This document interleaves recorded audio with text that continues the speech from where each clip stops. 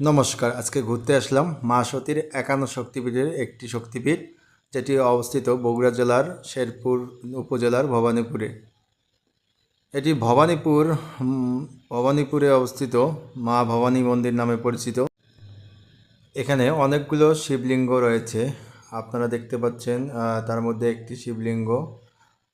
আপনারা ভিডিওটি দেখতে থাকুন, আস্তে আস্তে আপনাদের সবগুলো শিবলিঙ্গ এবং মায়ের মূর্তি সবগুলো আপনাকে দেখাবো।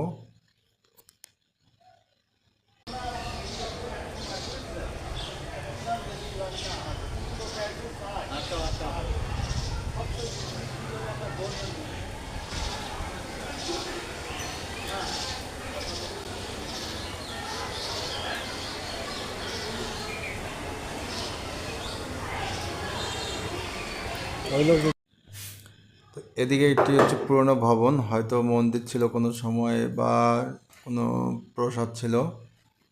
আর আজকে মন্দিরে খুলনা থেকে অনেকগুলো লোক এসেছিল, 2টি বাস ও 2টি মাইক্রোতে। তাই প্রচুর ভিড় ছিল মন্দিরে, পূজা দেওয়া অনেক সময় লেগেছিল। আপনারা দেখতেই পাচ্ছেন কীরকম লোক, আরও দেখবেন। তাই এই ভিডিওটি না টেনে দেখতে থাকুন।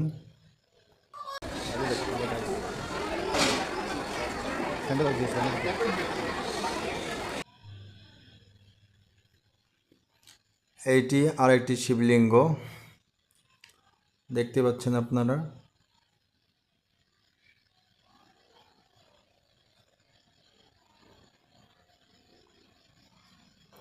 মায়ের মন্দিরের চতুর্পাশে অনেকগুলো শিবলিঙ্গ রয়েছে বিভিন্ন শিব ঠাকুরের।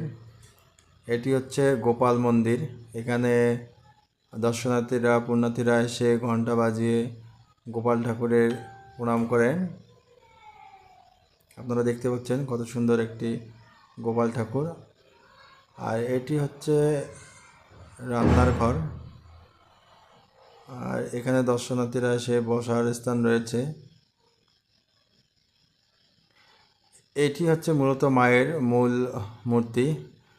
মা সতী দেবীর কোনো একটা অংশ এই জায়গায় এসে পড়েছিল, যখন শিব মা সতী দেবীকে নিয়ে উত্তাল নৃত্য করছিল। এটি হলো আরেকটি শিবলিঙ্গ। আর এখানে দর্শনার্থীরা এসে বিভিন্ন ধরনের দোকান রয়েছে, এখানে কেনাকাটা করেন। দেখতে পাচ্ছেন কীরকম দর্শক বাইরে।